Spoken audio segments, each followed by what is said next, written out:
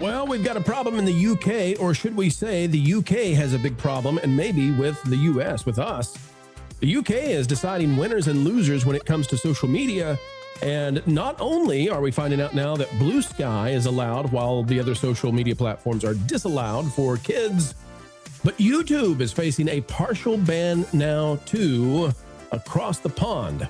Dixerto has this one. YouTube has hit back at the UK government for including the platform in its planned social media ban for under 16-year-olds.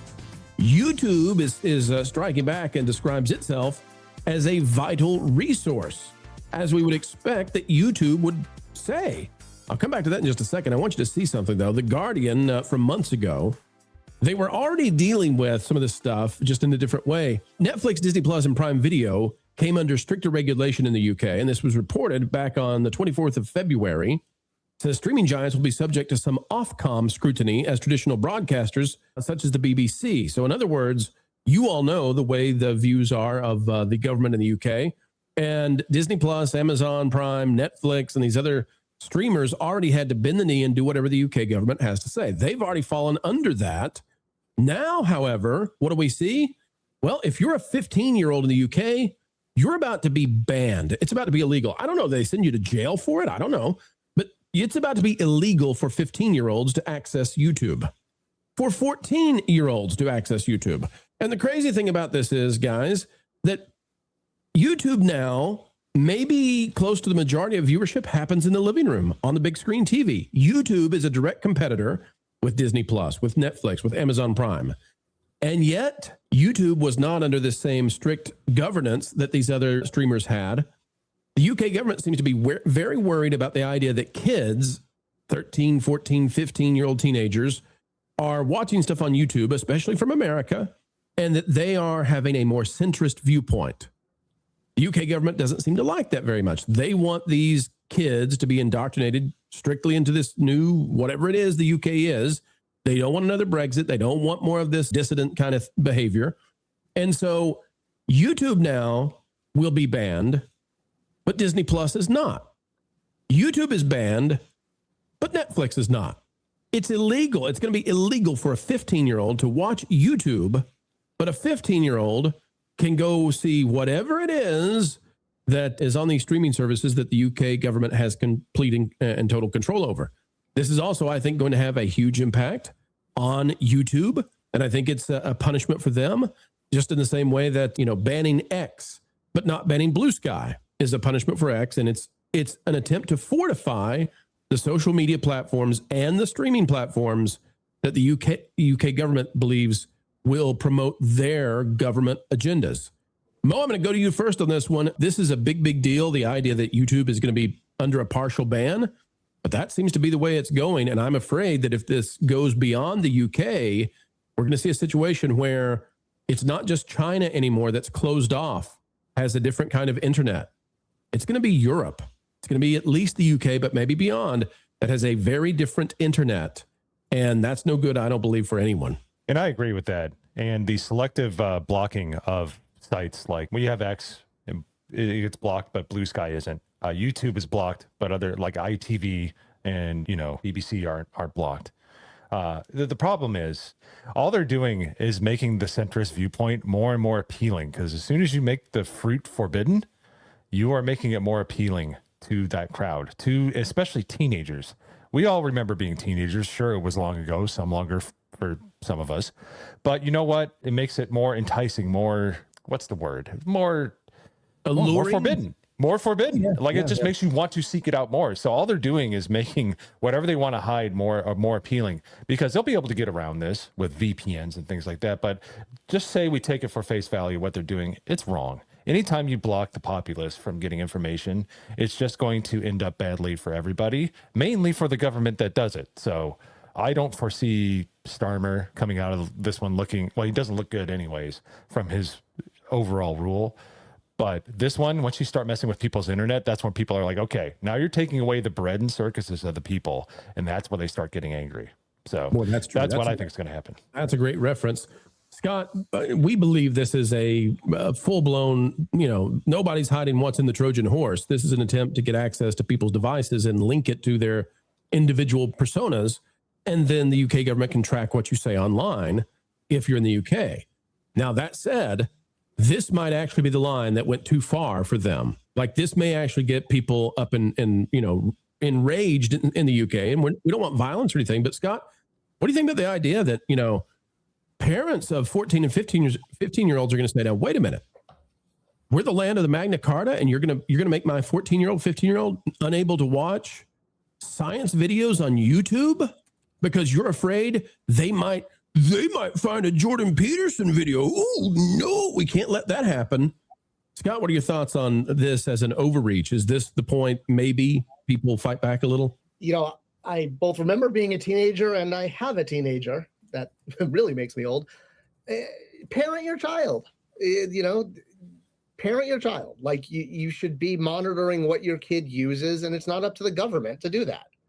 I agree that you don't want to have violent, things or things that, YouTube videos about making weapons or, I don't want to say those kind of those things. But, there's some things that shouldn't be for kids, but it's up to the parents. Parent your child. Right, and we have rating systems and all that kind of stuff. Jonas, the situation really developed quickly. We thought we were dealing with a ban on just social media, and that's the way it was presented in the news. And so we covered it that way at first. But the fact that it's reached to YouTube, I don't even consider YouTube a social media platform. YouTube is the largest by far entertainment and information provider in video format in the world. This moves the UK into Chinese territory, I believe. Yeah, it is and it isn't. I mean, there are people who treat YouTube as if it's a social media platform, and that has turned it into probably the biggest social media platform in the world, if you consider it that. But if you also consider it a television company, then it is by far the largest television company on the planet. So they want to be considered a platform, not a publisher, which, sometimes when they advertise their platform, they run afoul of some of those rules. But this is something where you just make things cooler by taking them away from teenagers and kids. I mean, Mo is right on the money, and Scott's right on the money too, with the idea here that it should be the parents that are in charge of what their kids watch. You notice that none of this is forcing behaviors that force a parent to decide yes or no whether or not a child watches this. That is stepping into the family. Yeah. Right, the state becoming your parent. I mean, that's I'm going to say that's very red, and not red state red, but like red country red. This is the kind of thing that, government is a quote unquote necessary evil. They like to say that we need the government so we can have roads, more like we need the government so we can have armies. But outside of this, what is the point of this silly little country over the sea at this point? It's like a test kitchen for what Canada is going to try out. And then Canada is the American left's idea for what they're going to do in the next 5 to 10 years.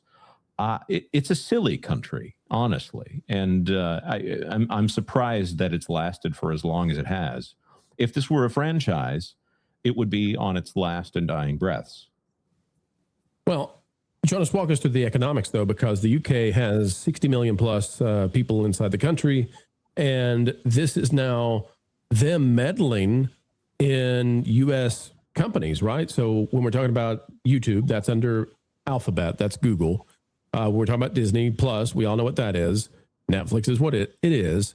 But Jonas, when they start picking and choosing which streaming services are allowed to be viewed by kids, and by kids, we mean 14 and 15-year-olds, what that does is it puts a thumb on the scale of these companies in a way that the U.S. may actually reject and say, no, we're not going to do that. You're not going to pick winners and losers for us. It will have a drastic impact on advertising revenue. I do think it's a fair point. I mean, right now, the UK is about the size of one American state. They technically have more power, I would say. But if you look at what California does on a statewide level, as far as their regulations, it's the tail wagging the dog for a lot of industries like freight. If you're going to take freight to California, you have to meet certain standards. So therefore, the entire industry have to meet those standards. I think that the UK is in danger of making, like you kind of implied there, the rest of the corporations in the world angry. This is something where I wonder what would happen if, let's say we got somebody as powerful as Elon Musk, who has more money than Canada right now. If he decides, you know what, I'm going to cut off X, I'm going to cut off all of these things from the entire country because age verification is not something that I'm going to put on the platform.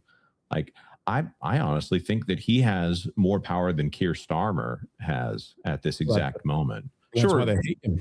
Sure, Musk can't put anybody in jail, not yet, unless he decides to buy his own country, which he has enough money to do that at this point.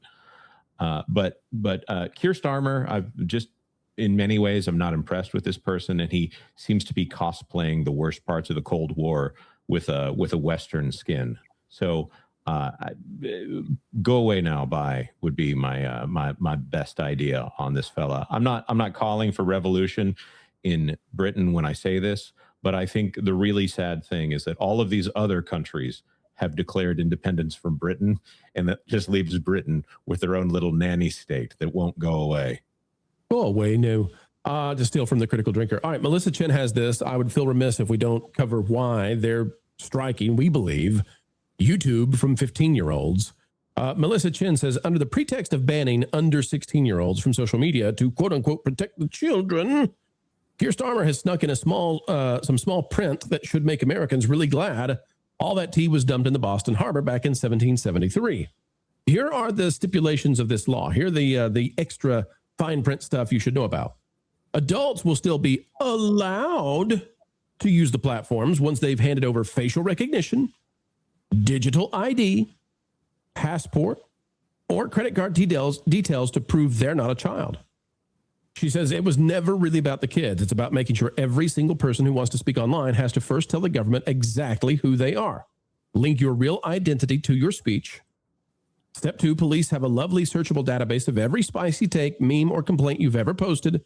Step 3, bring in the consequences, arrest, travel ban, debunking for out-of-bounds speech. The UK is in a free fall.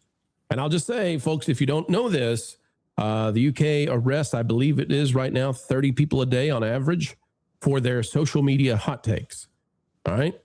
So if you offend your neighbor with something you say politically, they'll come and they'll arrest you. Or even worse, if there's 30 arrests, how many people are put in a position where they feel like, I'm not going to say anything because the police just went to my neighbor's house. They didn't arrest them, but they interviewed them because they posted something about, immigration on their social media page, or they were watching too many YouTube videos of that Robinson guy. Ooh, that Robinson guy.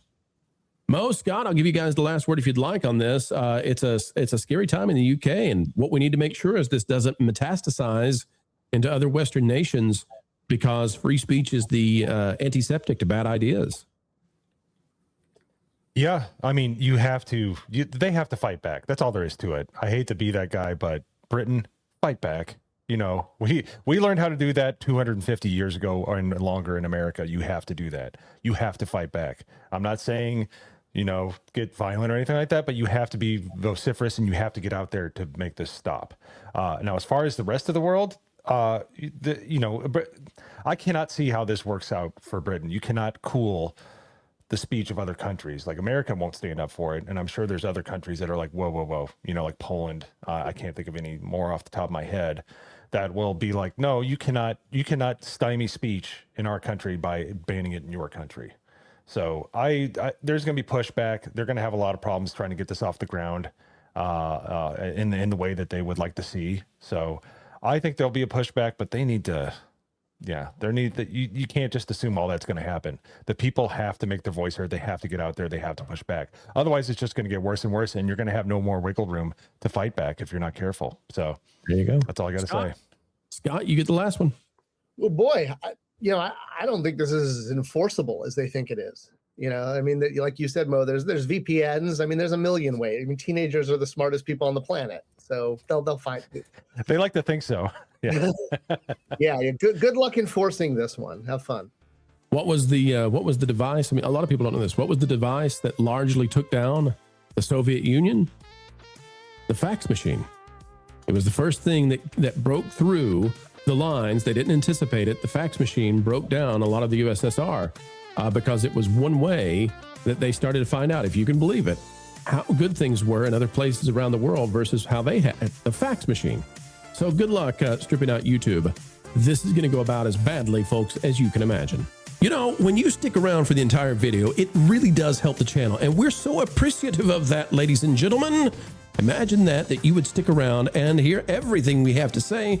The studio is glistening because you're listening each and every day. If you're not yet subscribed, well, you should be. And click that like button. Until the next time, keep learning, keep growing, and as always, keep having fun.